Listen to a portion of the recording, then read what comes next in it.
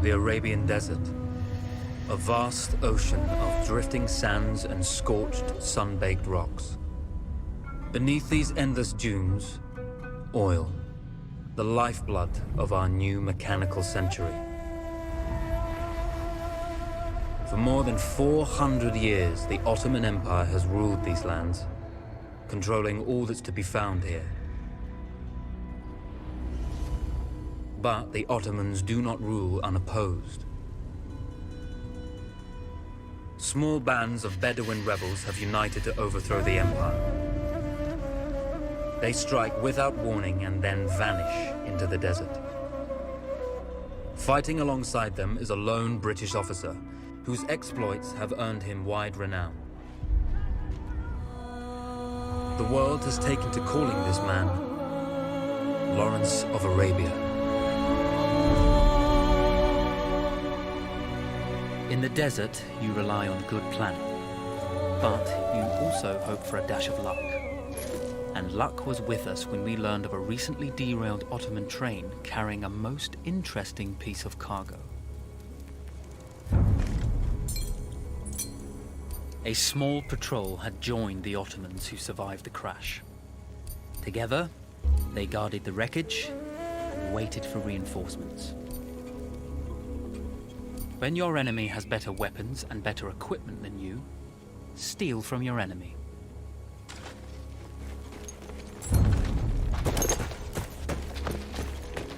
A lone fighter has just one advantage over a large enemy force. A lone fighter can move.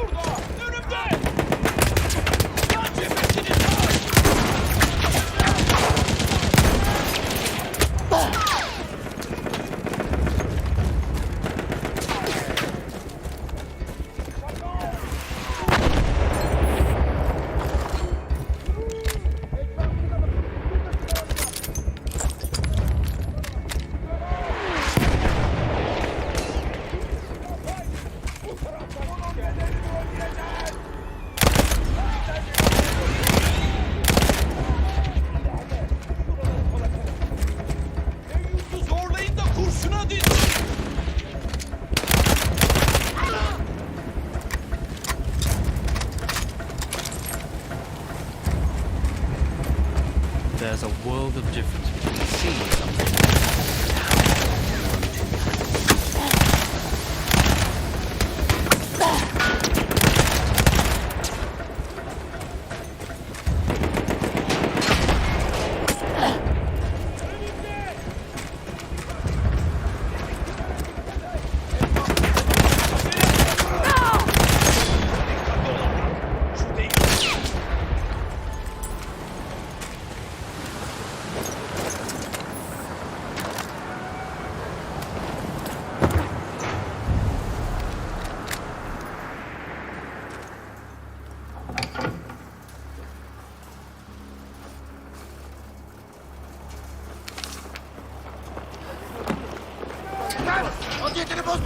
Now, it's over.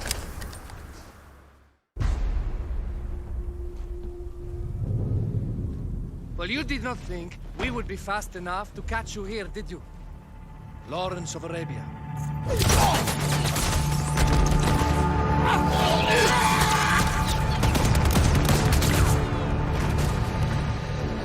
Actually, I was rather depending on it. Lawrence. Well, this is very clever. Now the hunter becomes the hunted. So who might you be? How enchanting you are, my dear. Ahmed. I'll show you enchanting. If it weren't for you, I'd be free. Free, is it? You'll be free when you're dead. And I'm happy to tell you, the Empire intends to grant you all this freedom very soon. Even now, an engine of destruction scours this desert, obliterating your allies, your families, your homes. Soon there will be nowhere to run. Nowhere to hide. Soon all that you know, and all that you love, will be ashes. You will all be free to die. Oh. Ah, you animal! Zara.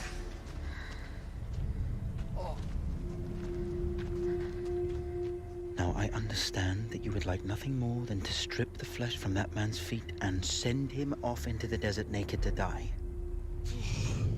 But think about it. You're right. I'm sorry. My friend here, she can be a little brusque. You're going to tell me how to lie to your train, so we can lure it into a trap and destroy it. Impossible. To even begin to talk to that train, you would need an entire book of communication codes. Oh, like this one. You can never stop the progress of machines. One day, the whole world will take your lands and the precious black gold beneath its sands. We shall see, my friend.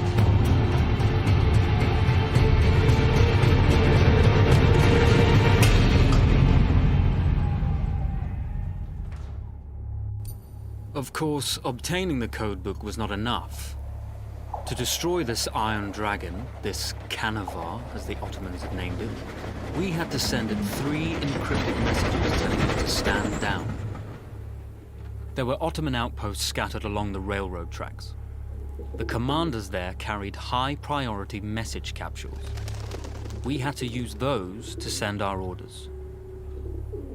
Infiltrating the village wouldn't be easy.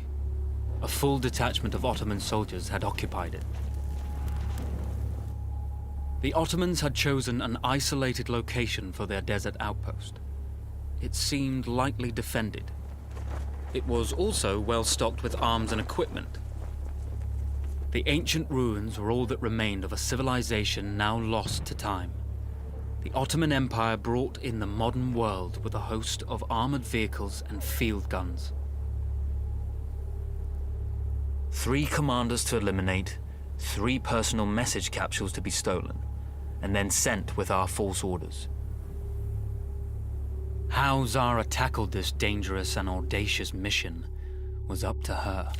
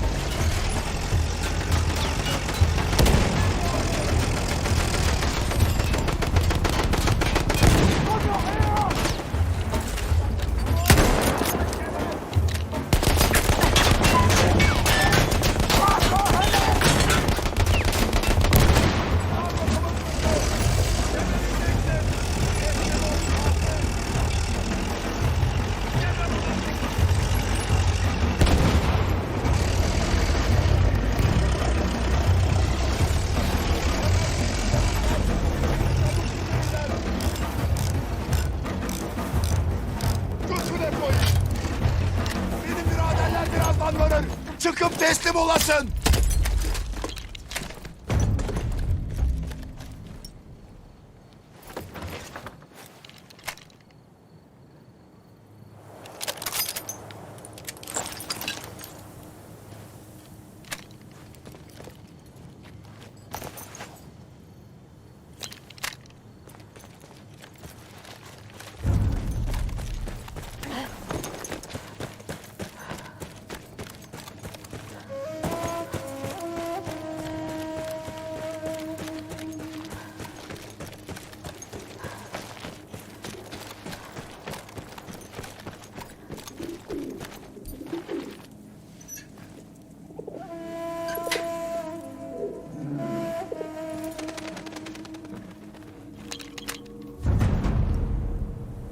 A single order wouldn't be enough. Ottoman protocol required the message to be received in triplicate before the train would acknowledge it as genuine.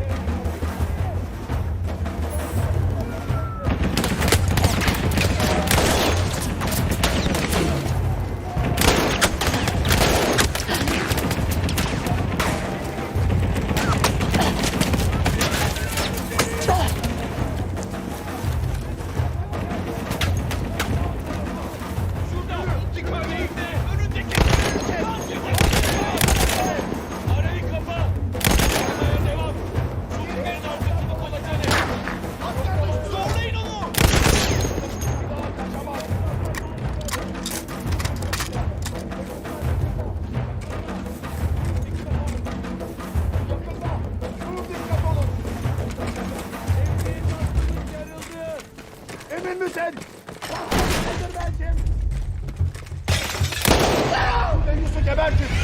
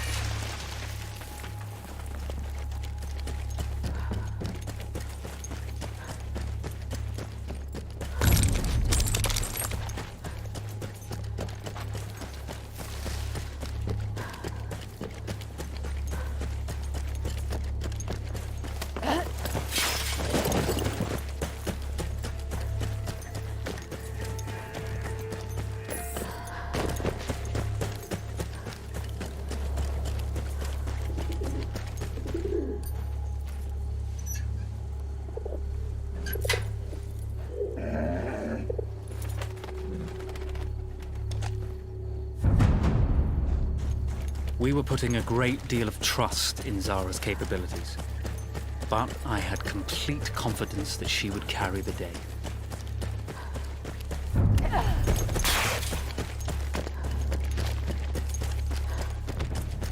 The Bedouin treasured their horses, and in return, those animals granted their riders unparalleled speed and mobility.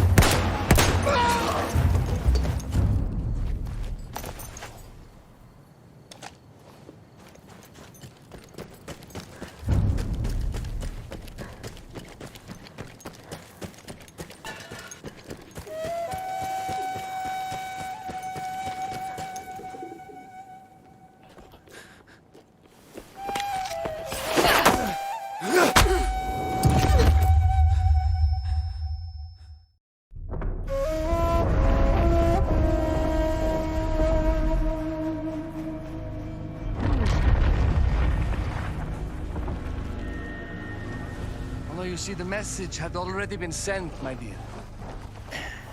Not the message you would have wanted.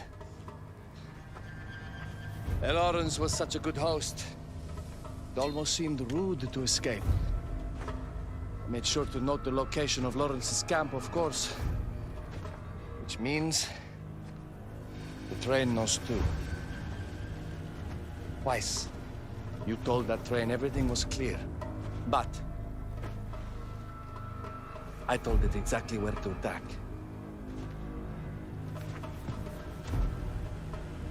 The beast has your scent, my dear. And it's coming to slaughter you and your little band of rebels. First, the firestorm from the cannon. Then, up close with the troops to slaughter any survivors.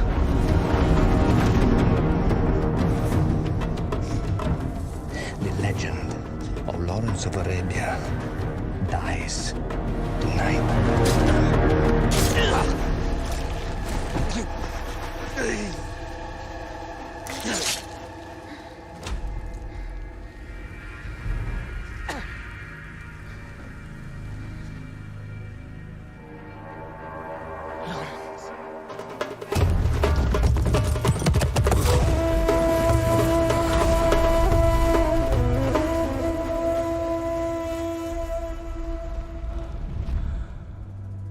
We slipped away just in time.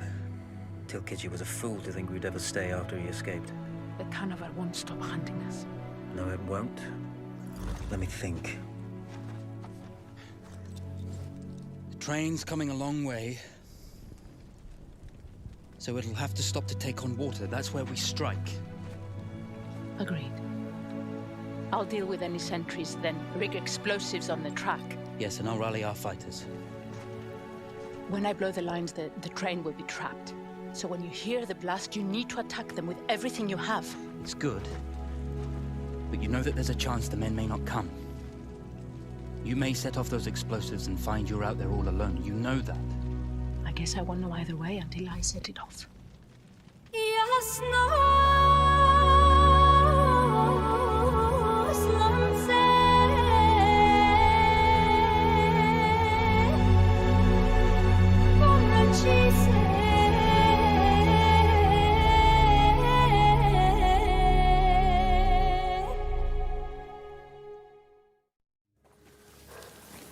Man makes plans and God laughs. As it turned out, the small town where we would